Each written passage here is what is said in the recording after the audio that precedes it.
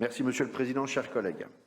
Donc, nous nous réunissons aujourd'hui pour une session particulièrement importante puisqu'elle ouvre la séquence budgétaire de fin d'année avec le débat d'orientation budgétaire.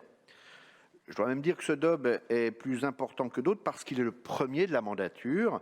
Il indique donc la politique budgétaire dont découlent toutes les autres politiques que vous envisagez pour les 6 années à venir. Vous ne serez pas forcément très surpris si je vous dis, et vous l'avez évoqué, il y a une politique de droite et une politique de gauche. Nous sommes globalement plutôt déçus du contenu de ce rapport d'orientation budgétaire, mais j'y reviendrai.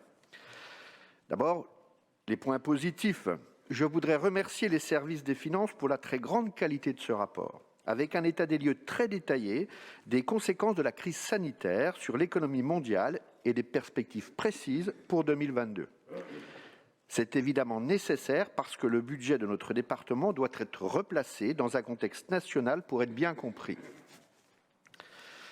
Et cette crise sanitaire, ainsi que toutes les mesures sur l'économie qui en ont découlé, ne finit pas de produire des conséquences, notamment sur les finances des collectivités.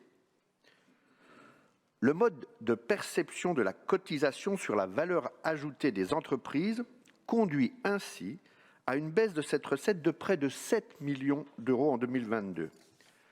C'est un préjudice important.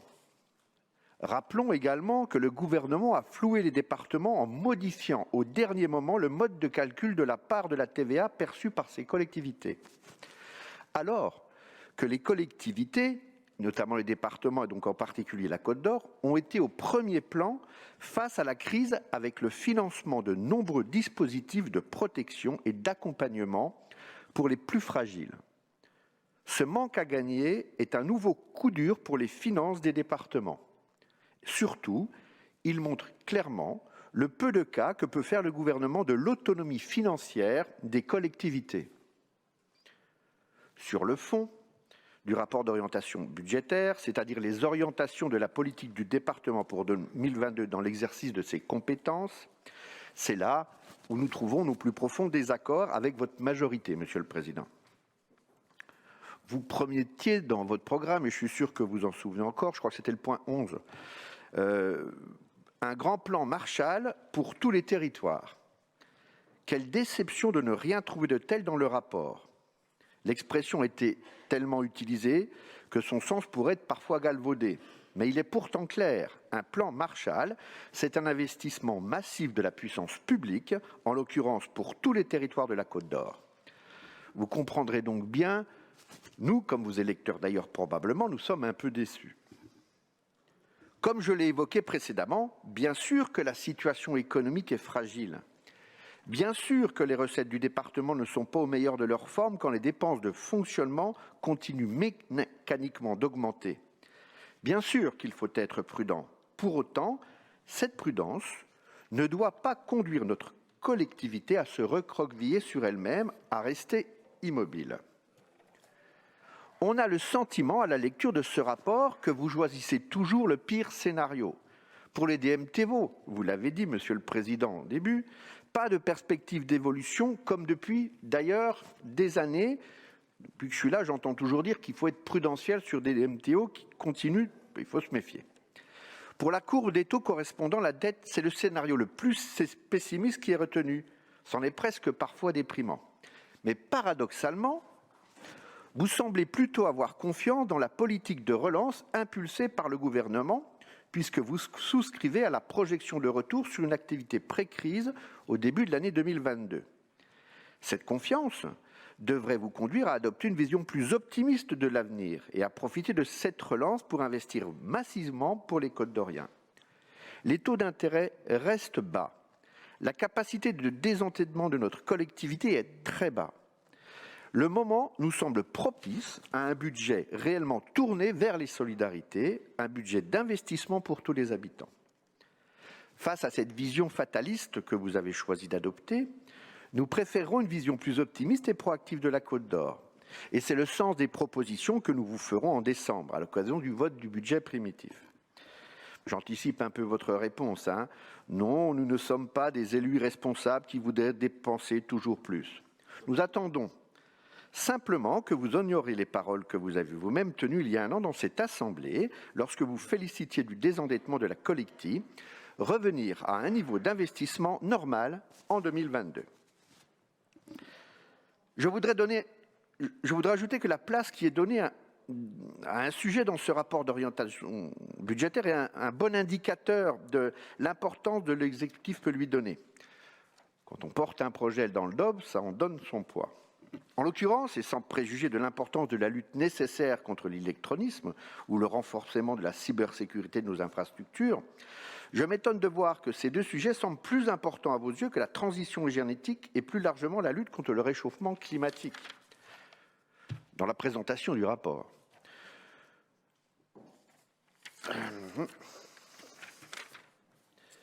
Mais nous aurons l'occasion d'en reparler au moment du vote du budget. À ce moment-là, on fera des propositions. Bien sûr, le DOB présenté aujourd'hui est presque muet sur le sujet. Cela nous paraît très préoccupant quant à la lumière de ce qui a été dit et répété récemment à la COP26. La lutte contre le réchauffement climatique doit être une priorité pour tous, et notamment pour les collectivités publiques. Le rapport présentant l'action du département en matière de développement durable ne nous paraît pas à ce titre être à la hauteur. Ma collègue Céline Tonneau y reviendra. Avant de conclure, Monsieur le Président, je voudrais vous interpeller sur un sujet qui, je le sais, est important pour nous deux, celui de la sécurité routière. Au moment du débat sur le retour d'une partie des routes à 90 km/h, vous vous en souvenez, nous n'étions pas d'accord. Mais vous avez pris des engagements, évaluer les conséquences sur la sécurité routière de ce retour aux 90 et d'en tirer les conséquences si le bilan était négatif. La préfecture a récemment communiqué les chiffres de l'accidentologie routière sur le département, et ils le sont très alarmants. Le mois d'octobre 2021 a connu 27 accidents, 39 blessés. C'est le chiffre le plus important depuis le début de l'année. Globalement, 2021 est une année noire pour la sécurité routière avec un nombre de tués sur les routes d'ores et déjà plus élevé que l'année 2019. Ces chiffres sont dramatiques, Monsieur le Président. Mais derrière ces statistiques, ce sont des femmes, des hommes, des familles entières. Bien sûr, ce n'est pas la vitesse qui est toujours responsable, bien évidemment. Mais, vous le savez, est-ce dû à un relâchement post-crise sanitaire, un manque d'attention générale? Peu importe. Il est de la responsabilité de ce département de donner tous les outils de lutte contre la violence routière en mettant en place des outils de prévention, de communication. Nous devons travailler à essayer d'offrir tous les outils de prévention que l'on peut mettre en place. Communiquons sur cette nécessité de revenir à des comportements plus prudentiels. Je pense que le département peut mettre ses outils et sa force de communication dans la prévention de l'accidentologie routière. Je voulais également, d'ailleurs, avoir juste une pensée, mais je pense qu'on l'a tous ici, du drame qu'a vécu la grande famille des pompiers récemment. Je pense que c'était important aussi de, je pense qu'ici on apporte tous notre soutien, c'est important. Et je voulais aussi revenir, comme vous l'avez évoqué en début de vos propos, sur quelque chose que je partage totalement avec ce que vous avez évoqué sur la vaccination. Je vais mettre ma casquette professionnelle et je vais vous le dire, cette 5e vague qui s'annonce extrêmement virulente avec un taux de contamination extrêmement important. Or, il y a bien une seule chose qui nous permettra d'éviter de nous trouver dans une situation critique, c'est, je le dis et je le répète, la vaccination. Aujourd'hui, ceux qui ne le sont pas, ne sont pas vaccinés par choix. Tous les habitants du département souhaitant être vaccinés peuvent l'être. Je le rappelle, le virus, où nous allons tous le rencontrer, nous le rencontrerons ou protégés ou non protégés.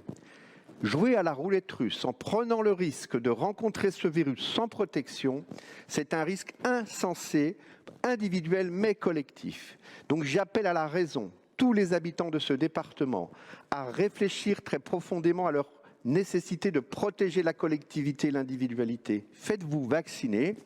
D'ailleurs, la 3e dose qui est ouverte aujourd'hui aux plus de 18 ans a provoqué une très forte affluence au centre de vaccination, ce qui prouve aussi que l'immense majorité des habitants de ce département sont tout à fait responsables. Et j'appelle donc à la responsabilité tous ceux qui aujourd'hui ne sont pas vaccinés. Le risque pris est insensé. Aujourd'hui à l'hôpital, toutes les personnes que je rencontre en situation grave sont des personnes non vaccinées. Le vaccin, s'il n'empêche pas d'être contaminé, très clairement empêche de faire des formes graves. Je me suis permis de cette occasion pour faire cet appel, mais je pense que c'est important de le rappeler à ce moment parce que c'est vraiment quelque chose qui va avoir des conséquences lourdes dans les semaines et les mois à venir. Merci, Monsieur le Président.